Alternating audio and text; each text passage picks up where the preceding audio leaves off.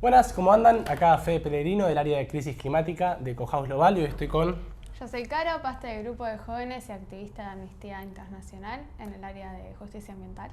Y juntos estamos llevando a cabo la campaña de Yo Voto Ambiente. Una campaña es una iniciativa de muchas organizaciones de la sociedad civil apartidarias que estamos buscando conocer las propuestas de los y las candidatas en estas elecciones. No me quiero olvidar de ninguna organización. Somos Alianza por el Clima, Ahora Qué, Correntinos contra el Cambio Climático, Ecohouse y Sustentabilidad Sin Frontera. Y contamos con el apoyo de Amnistía Internacional, Change.org, Econews, Oliver Agency y Huerta Coworking.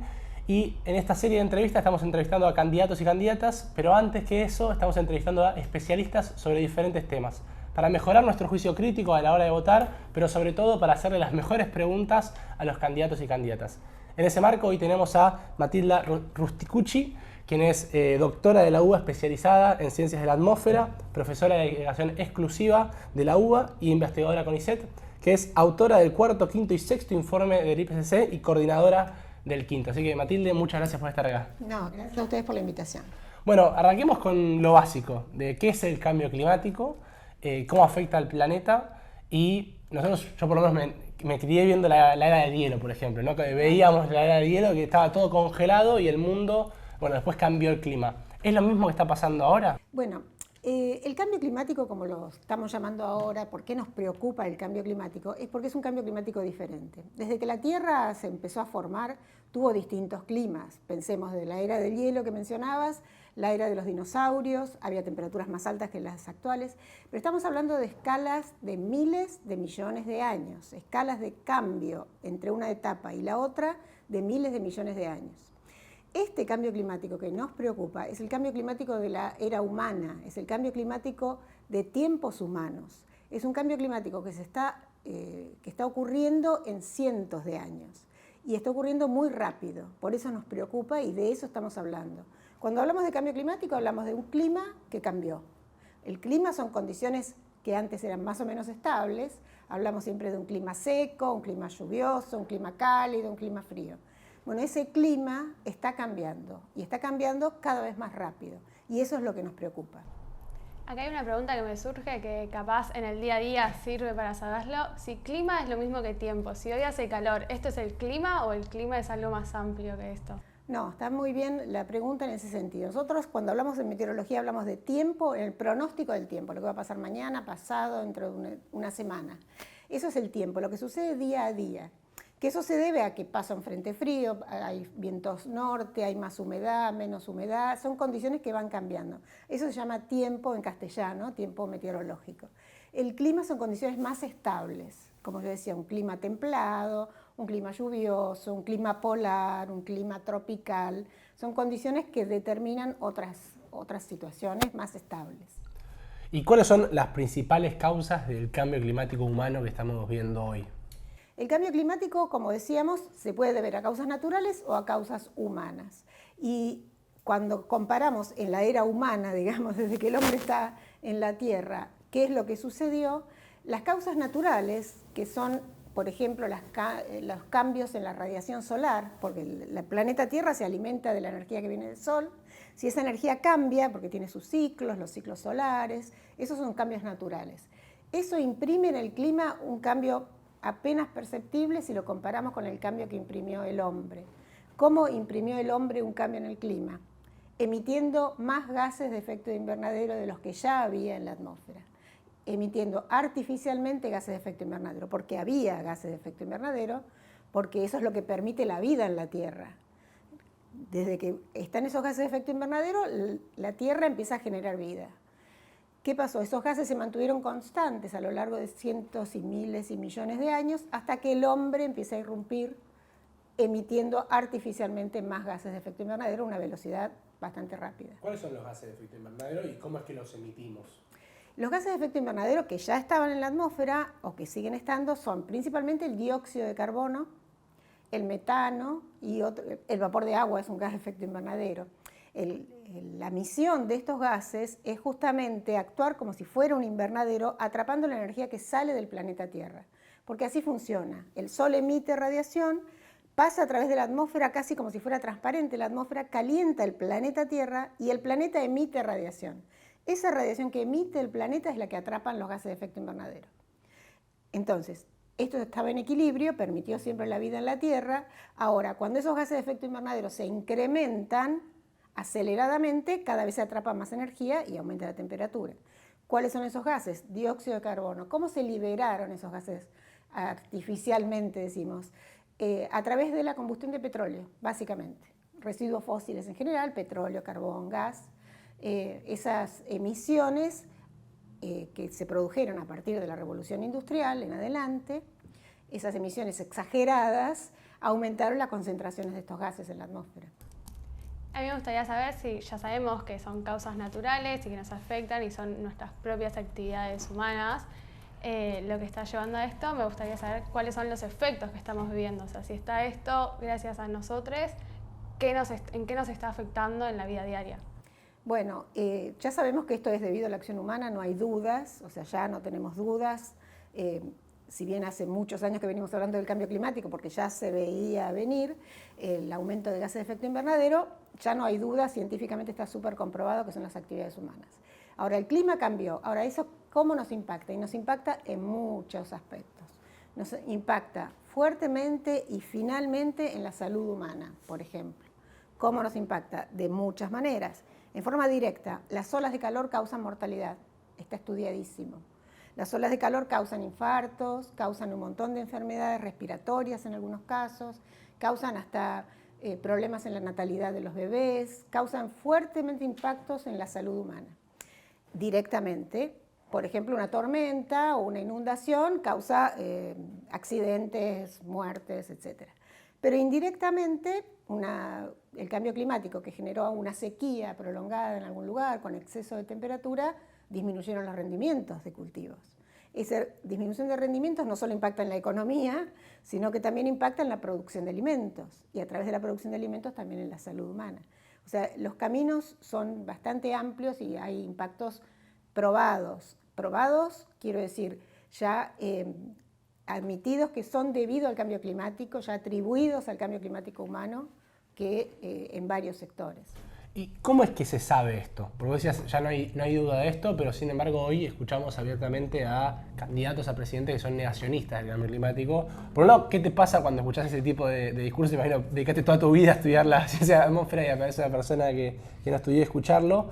Y después, ¿cómo es que se sabe, ¿no? ¿Cuáles son los principales fundamentos científicos? Sin ir muy complejo, pero más que nada como los temas claves que vos decís. Y a esto le quería agregar, ¿desde cuándo se habla de cambio climático? Si es algo que empezó ahora o empezó hace un montón de años en el ámbito científico. Bueno, son dos aspectos. Hace muchos años, más de 30, casi 40, se crea el IPCC. El IPCC es una organización de Naciones Unidas dedicada específicamente a estudiar el problema del cambio climático porque ya se sabía que iba a ser un problema. Y cuando hablo de estudiar el cambio climático, estoy refiriéndome a todos esos trabajos científicos que prueban el cambio climático. A lo largo de los años cada vez hay más, aumentó mucho más el interés de la comunidad científica por estudiar esto. ¿Y cómo lo estudiamos? Lo estudiamos con varias herramientas. Nosotros, los climatólogos, tenemos una herramienta para estudiar el clima que se llama modelos climáticos. Un modelo climático es un conjunto de ecuaciones, bastante complejas que reproducen el clima del planeta. Ese conjunto de ecuaciones tiene todas las variables que conforman el clima de un lugar y que te da la temperatura, la lluvia, la humedad, los vientos o lo que fuera. En ese modelo nosotros modelamos el clima del pasado y modelamos el clima del futuro. Dentro de ese modelo hay una componente que es el factor humano, o sea, los gases de efecto invernadero. Entonces, cuando nosotros le sacamos el factor humano, el clima tendría que ser, la temperatura tendría que estar por lo menos medio grado más abajo de lo que está actualmente. No tendría que haber aumentado en los últimos años. No tendría que haber aumentado nada. Si nosotros le agregamos esa ecuación que contiene el factor humano, se ve cómo se reproduce la temperatura actual. Entre otras cosas, esa es una de las formas de estudiar el cambio climático. Y muchas veces se ven gráficos de la temperatura que hacía hace miles de años o las partículas por millón que había de dióxido de carbono en la atmósfera. ¿Eso cómo se sabe? Porque hace no tanto tiempo no se medían esas cosas. Claro, eso se trabaja a través de lo que se llaman datos proxidatos, o sea, o datos aproximados, derivados. Se sacan, por ejemplo, de un testigo de hielo de la Antártida. La Antártida es un continente que tiene una capa de hielo de kilómetros de altura, se saca un cilindro de hielo, ese cilindro lo que tiene es en su interior, en cada milimétrica, micrométrica capa, información del estado de la atmósfera en millones de años atrás. Entonces con eso se puede evaluar, con estudios específicos de geólogos, biólogos, meteorólogos, que reproducen el clima de millones de años atrás para compararlo con el clima actual. Esa es una metodología. Pero acompañado de esas hay un montón de otras metodologías, por ejemplo, de los anillos de árboles, habrán escuchado hablar.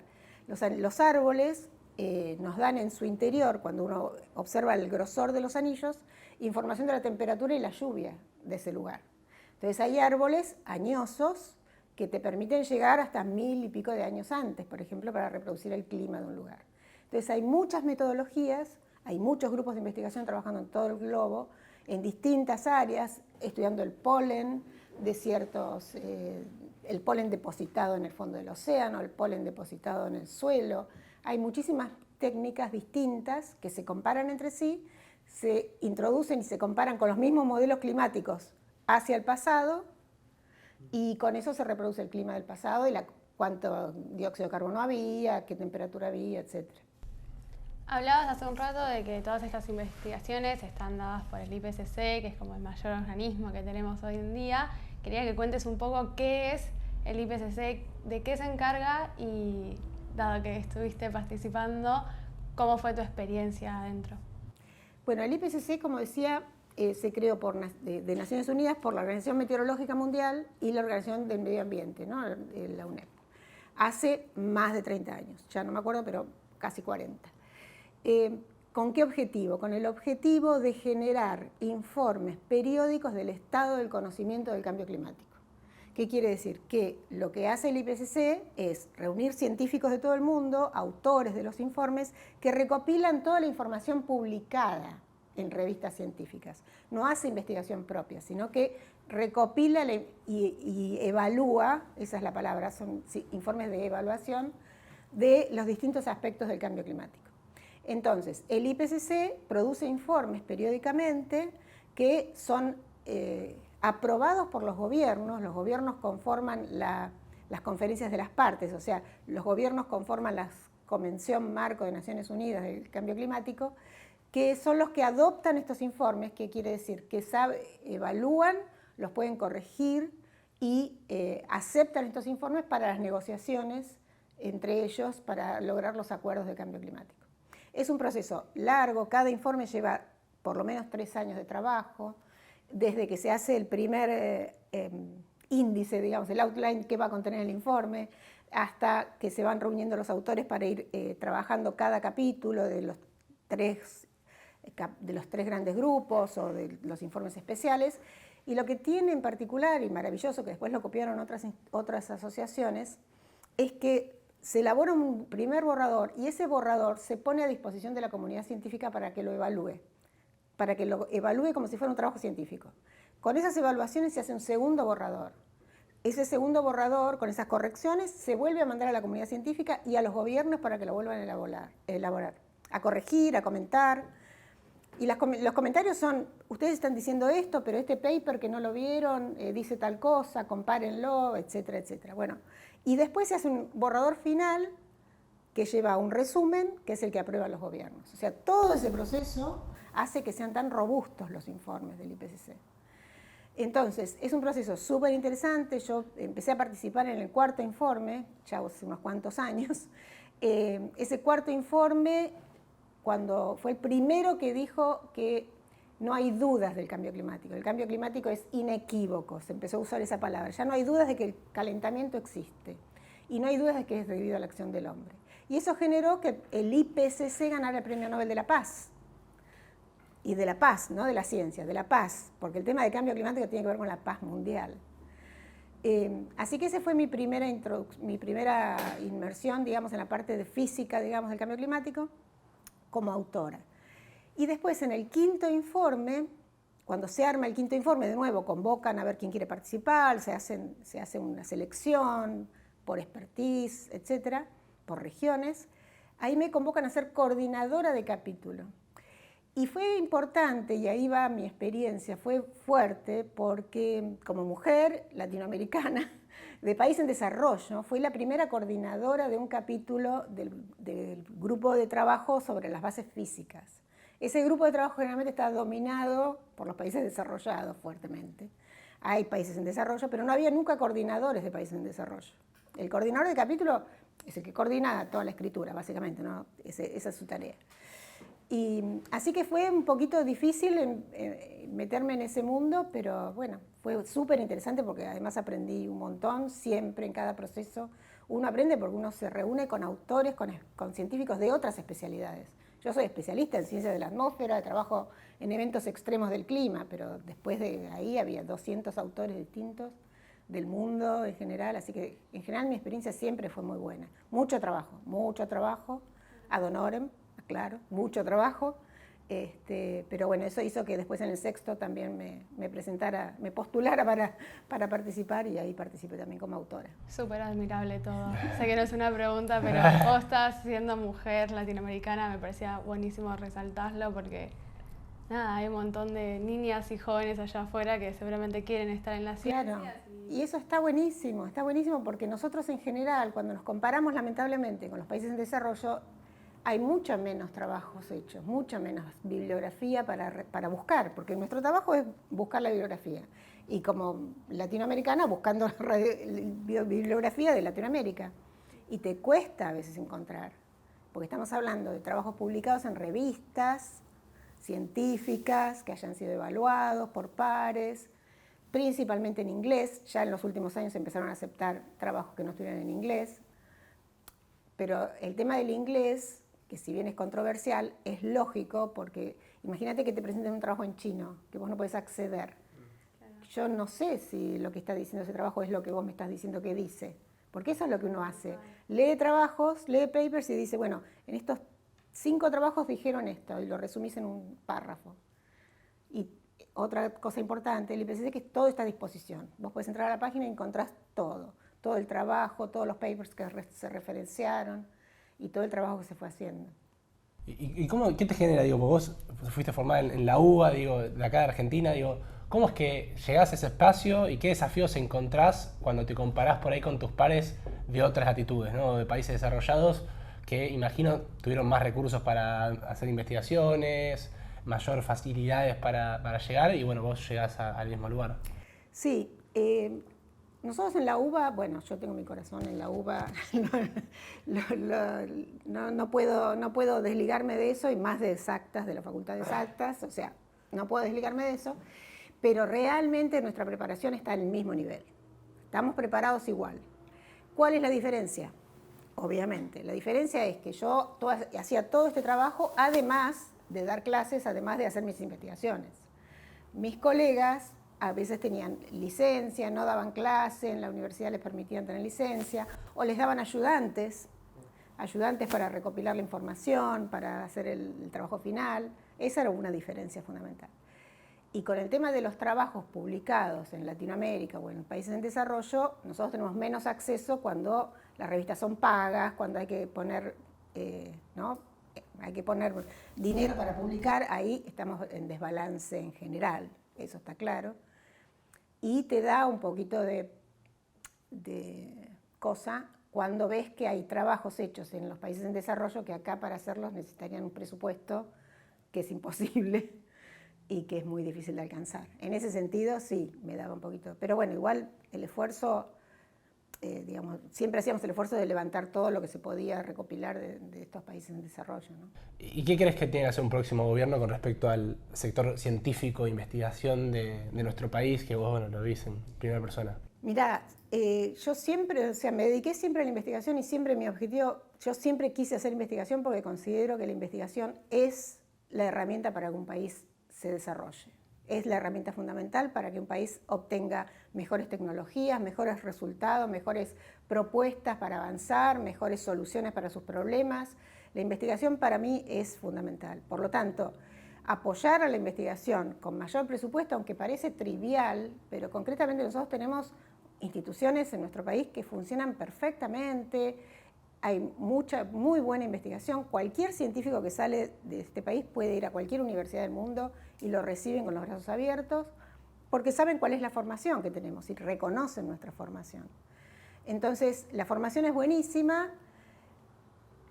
Cuando llegamos a dedicarnos a la investigación, en mi caso, yo no requiero demasiado presupuesto en el sentido de que necesito buena computadora, necesito tener acceso a datos, poder publicar en el exterior, pero los que trabajan con laboratorios concretos que necesitan cierto tipo de instrumental muy específico son los que más les cuesta avanzar en ese sentido. Entonces, claramente, el dedicar presupuesto correcto a la investigación me parece que vale la pena. Me parece que vale la pena porque el recurso humano está muy bien formado. Quiero seguir un poco, ya que ya empezamos por un lado más social.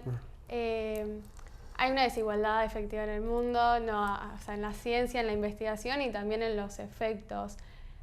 Siempre escuchamos hablar de cuáles son los efectos mundiales, pero quería enfocarme más en cuáles son los efectos en Argentina, en nuestra biodiversidad, en nuestras poblaciones, en lo que nosotros conocemos como sociedad, para centrarlo y salir un poco de siempre el norte global, que siempre escuchamos sus noticias, y enfocarnos en dónde estamos, ¿no? En lo local. Sí, lamentablemente el cambio climático es bastante desigual, ¿no? Los impactos, si bien no somos los que generamos el cambio climático, no somos los primeros responsables, sí todas las poblaciones más vulnerables son las que reciben los peores impactos, los peores efectos del cambio climático. Solamente pensar en una ola de calor, ¿quién va a estar mejor protegido? El que tenga posibilidad de refrigerarse.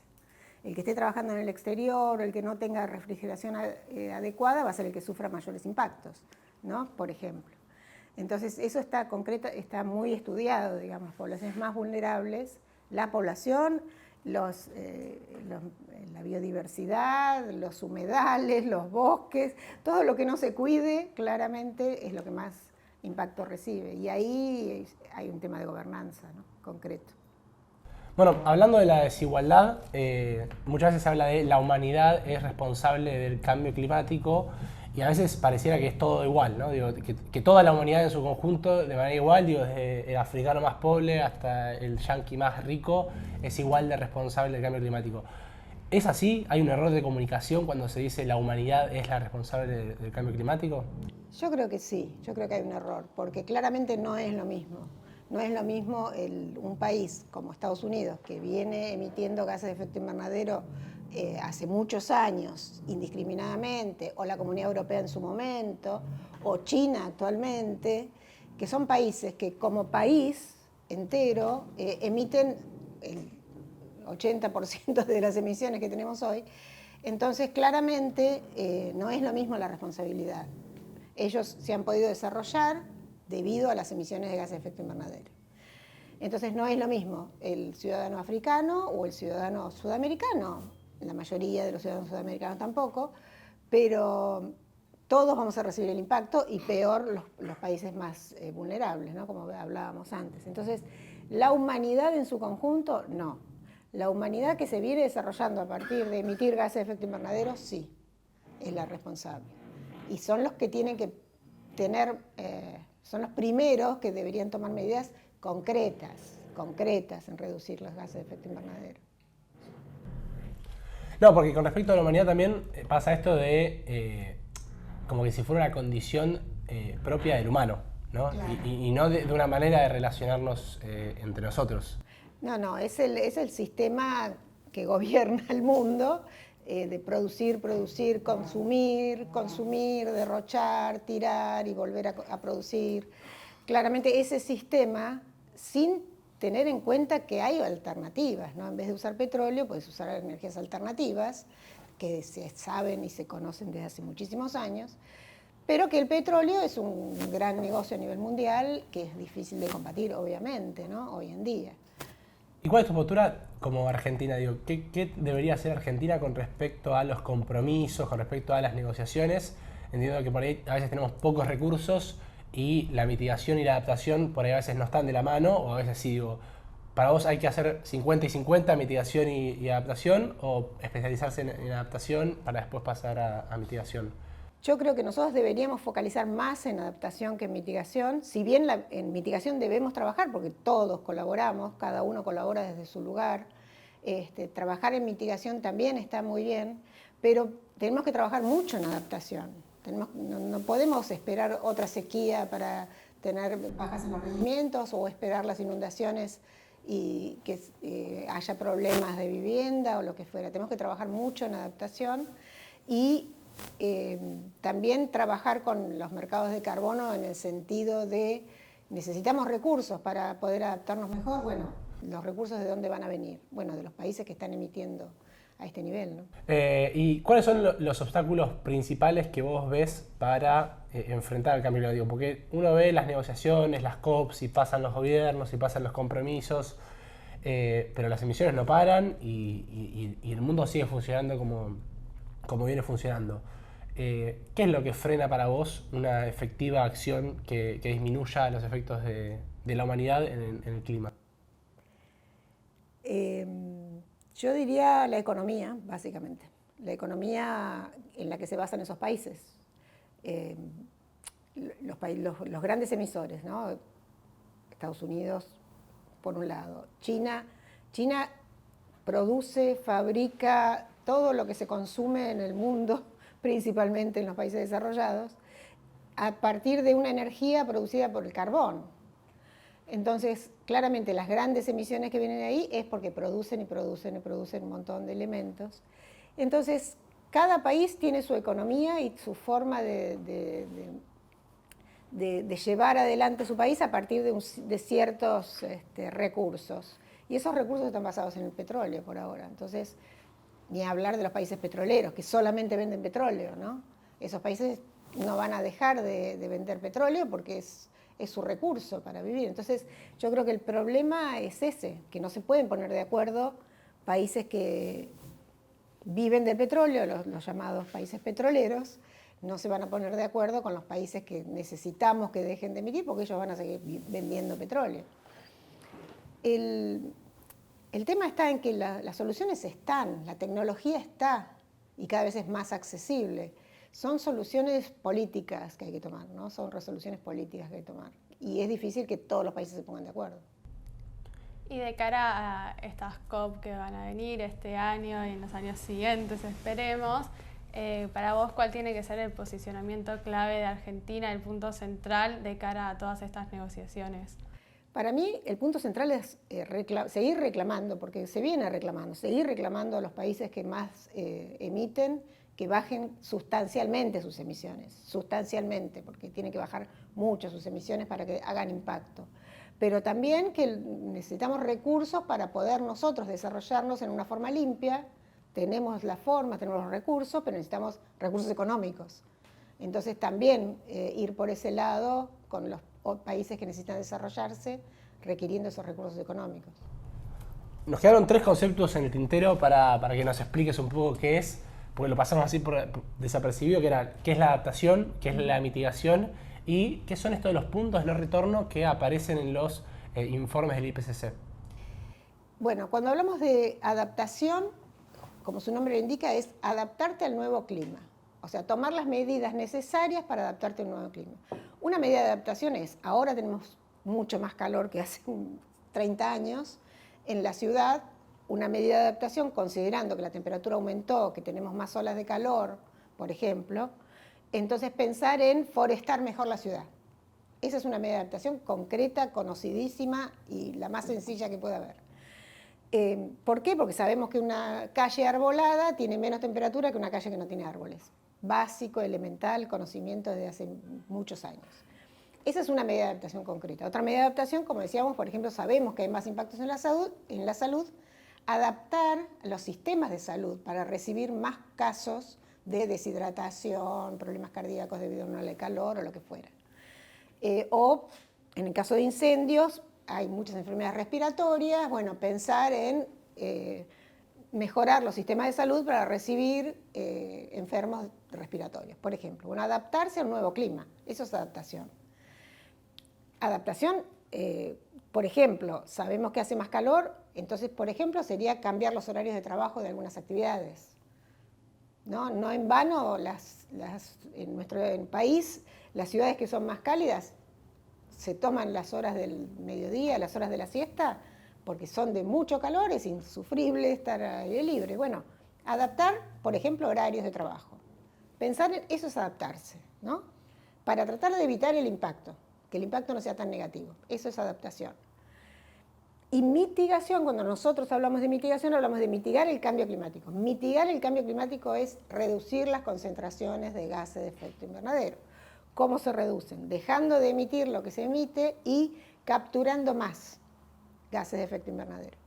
Capturar gases de efecto invernadero es lo que está en la atmósfera, tratar de absorberlo.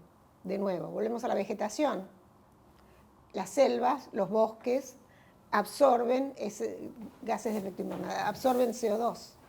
Entonces, forestar más, por ejemplo, sería una medida concreta. Hay unas tantas medidas más, se piensa en algas del océano, hay un montón de medidas pensando en cómo capturar, cómo los suelos mismos pueden capturar más carbono, por ejemplo, no liberar carbono, las actividades agrícolas, hay muchas tareas. Eso es mitigar el cambio climático. Y cuando se habla de punto de no retorno, a veces suena como que, bueno, vamos a llegar a un punto que nos morimos todos. No es así, pero claro que para algunas especies puede ser un punto de no retorno, en el sentido de que hay vegetación que se puede ir adaptando al nuevo clima dependiendo de la velocidad con la que cambia el clima. Hay alguna vegetación que puede desaparecer en un lugar, aparecer en otro o no aparecer nunca, porque el clima no se lo permite, por ejemplo. Entonces, en ese sentido es punto de no retorno dependiendo de las especies, dependiendo de las actividades. Hay cosas de las que no se va a poder retornar. Cuando hablamos de los glaciares, hablamos de las masas de hielo, se derriten a una velocidad que no va a ser fácil que se vuelvan a conformar, ¿sí? Se van derritiendo muy rápido. Entonces, en algunos casos, ese glaciar que tardó cientos, miles de años en formarse, no va a volver a estar, por lo menos en los próximos miles o millones de años. Y ya que estamos acá como medio de definiciones, capaz que está bueno hablar del 1,5 grados y cómo estamos encaminándonos, si vamos bien, si vamos mal, qué hay que cambiar y por qué es tan importante ese número. Bueno, nosotros, o sea, desde que empezamos a hablar del cambio climático, yo decía, desde el primer informe del IPCC, ya se sabía que a esta altura íbamos a estar en 1 grado y pico más de la era industrial. Y cuando estamos hablando de esos valores, estamos hablando de el indicador que nosotros tomamos es la temperatura media anual global. Esa temperatura va oscilando y va creciendo cada vez más. Y la comparamos con la temperatura que había en la era preindustrial. Entonces, comparado con esa temperatura, ¿cuántos más grados estamos ahora? Y ahora ya estamos en 1,2 casi. Promedio anual. Pero este julio ya pasó el 1,5. ¿Sí? Hubo días que pasaron también. Entonces, promedio anual. Entonces, el 1,5 fue un límite que la comunidad científica consideró hay que estarle muy atento porque muchas especies pueden desaparecer, muchas especies no se pueden recuperar. Se afecta hasta la reproducción de ciertas especies. El ejemplo que más simpático, podríamos decir, es, por ejemplo, el género de las tortugas. Las tortugas marinas, el género se determina por la temperatura del huevo, la temperatura que está en el nido. Entonces, si es más temperatura, se forman más machos o más hembras, dependiendo de la temperatura. Entonces, si la temperatura sigue aumentando, se van a formar más machos, por ejemplo. Entonces, la reproducción va a ser más difícil. Bueno, todo eso, la comunidad científica dijo, bueno, 1,5 grados es un límite al que hay que estar atento. Por eso se habla de 1,5 grados y de no llegar a 1,5 grados, o si llegamos, llegar más lentamente como para poder ir adaptándonos al nuevo clima, más fácil. Porque si va más rápido es más difícil adaptarse. Sí, todo se va entrerelacionando al fin y al cabo. Tipo. Claro. ¿Qué vienen haciendo los gobiernos del mundo para limitar este 1,5? ¿Es suficiente? Bueno, los gobiernos del mundo establecieron el Acuerdo de París, que en su momento parecía maravilloso. ¿Por qué? Porque todos los gobiernos acordaron, bueno, todos nos vamos a comprometer a reducir las emisiones para llegar al 2030 no llegar al 1.5, al 2050 con 0 neto de emisiones, o sea, todos dijeron, bueno, fantástico, fantástico. Fueron presentando sus informes, sus contribuciones nacionalmente determinadas, las fueron corrigiendo y cuando se hizo la suma se sabe que no es la solución. Lamentablemente no es la solución. Hace falta mucho más de lo que está prometido. O sea, se comprometieron a llegar a 1.5 y cada uno dijo, bueno, esto es lo que yo aporto. Entonces yo reduzco de acá, en esta actividad voy a reducir, entonces en total yo voy a tener estas emisiones el año que viene, el otro año, el otro año, el otro año. Cuando sumamos todas las emisiones, no nos da la cuenta. Es como cuando haces un trabajo con un amigo y claro. lo juntamos al día anterior. Otra, y te queda un Frankenstein. Okay. Y eso da arriba de 2 grados. Y por ahora no da, digamos, no llegamos al 1.5, digamos, lentamente, sino muy rápidamente. ¿Cómo te llevas con las soluciones de la geoingeniería que empiezan a aparecer? Que viste que empiezan a aparecer, no, vamos a poner un espejo gigante atrás de la atmósfera y a repeler el... Mira, yo creo que eso necesita muchísima investigación que se está llevando a cabo. Porque lo que pasa es que lo que tenés que evaluar es que la acción no genere una reacción opuesta en otro lado, ¿no? Si pones el espejo en la estratosfera para que no lleguen los rayos solares, ¿qué va a pasar con toda la vida que necesita de esos rayos solares? Por ejemplo, por decir algo. Eso es lo que se está estudiando. Se está estudiando mucho con modelos, que es la forma más inocua de estudiarlo, digamos, y algunos intentos se hicieron de tirar algunas partículas a la atmósfera para producir un cierto... digamos, ¿en qué se basa eso? En que, por ejemplo, la erupción de un volcán grande, un volcán importante, en la zona tropical, emite tantas partículas a la atmósfera que la atmósfera tiene como un techo, no llega a la radiación, entonces se enfría. Eso enfría. Hay huellas, digamos, de esas erupciones volcánicas, cuando la temperatura viene aumentando y baja, enseguida se recupera, pero baja un poquito. En función de eso hay, por ejemplo, estudios que dicen, bueno, si emitimos esas partículas, pero todavía está muy verde, es muy fuerte. Además, se tienen que poner de acuerdo todos los gobiernos, porque eso afecta a todo el globo. Para mí todavía falta. Es una solución, dijeron, bueno, si por acá no podemos ir, busquemos la otra. Podría ser una solución, pero está muy verde todavía. Y volviendo a estos acuerdos internacionales, ¿hay una forma de controlar, por así decirlo, los países? ¿Algo que tengan que presentar para decir, bueno, opinamos sobre esto, reclamamos sobre esto como sociedad o no hay nada? No hay sanciones para los países. Las sanciones vienen por otro lado, ¿no? Cuando hablan de sanciones... qué sé yo, que no voy a importar el trigo de tal país porque, ¿no? Por ese lado vienen las sanciones interpaíses, pero no hay unas sanciones de Naciones Unidas hacia los países que no cumplen con lo que prometen. Hay reclamos en estas COP todos los años entre países y acuerdos y asociaciones, pero no hay una institución global que gobierne y que diga lo que tiene que hacer cada uno. ¿Y qué te pasa cuando escuchás, me quedo en el tintero esa pregunta, ¿no? De cuando escuchás a un candidato y que le va bien en las encuestas o en las elecciones, que niega abiertamente el cambio climático? Digo, ¿qué reflexión te trae? Ya no los escucho casi, porque por suerte no hay tantos. Cuando yo comencé a hablar de este tema hace muchísimos años, siempre en la audiencia aparecía 1 o 2 personas que decían eso.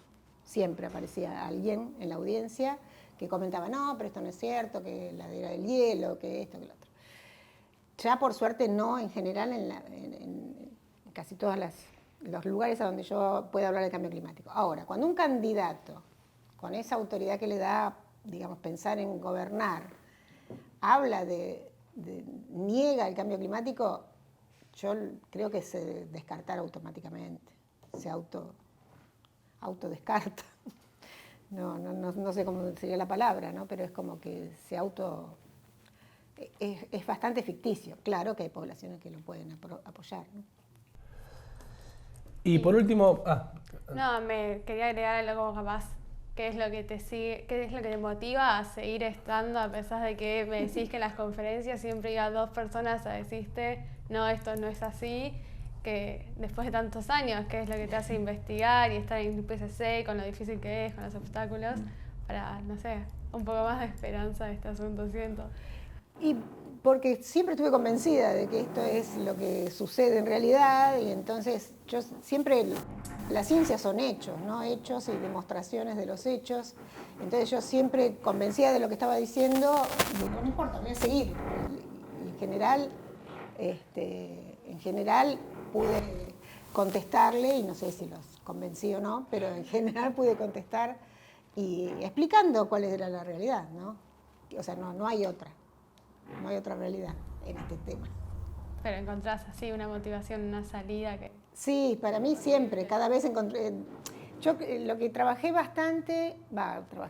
traté de trabajar bastante es en la comunicación, justamente en eso, ¿no? De cómo comunicar, cómo decir las cosas para que entiendan cada vez mejor el tema. Por ese lado, ¿no? Por el otro lado científico, mis trabajos sí se aceptan en la comunidad, no hay problema. Pero en la comunicación, ¿no? Yo creo que el IPCC en sí mismo también tenía, después, en los últimos informes ya incorporó de entrada comunicadores. Para cómo comunicamos esto, cómo hay que comunicar esto. Entonces, de entrada ya había comunicadores para, cuando llegamos a la instancia final, bueno, estos son los resultados, ¿cómo los vamos a comunicar? Y entonces se trabajó un poco con eso. Pero por eso, yo ya no me achico, digamos, no me importa. He tenido en su momento lo que ahora sería un hater, pero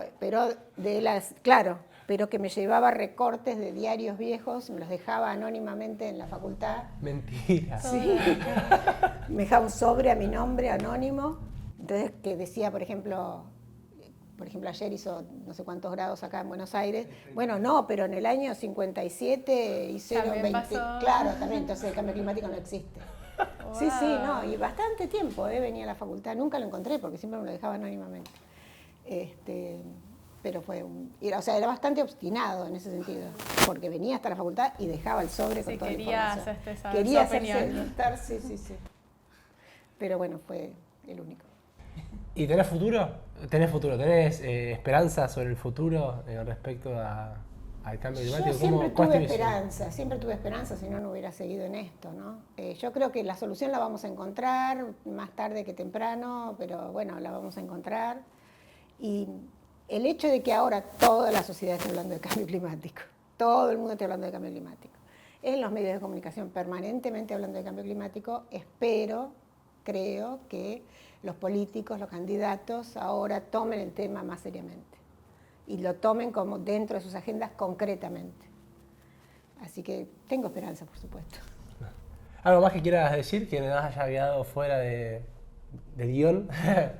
No, creo que está todo bien y espero que les llegue a los candidatos y piensen en el cambio climático y en cómo el país puede avanzar en este sentido, ¿no? ¿Y cómo ves al movimiento ambiental este último tiempo? Me encanta que los jóvenes estén participando de esto, me encanta, pongo todas mis fichas en ustedes, todas las fichas, me encanta que estén tan interesados en esto y que se vayan empapando de estos temas. Al principio tenía que explicar desde el comienzo y ahora ya interactuar con gente que sabe de lo que estamos hablando, me encanta.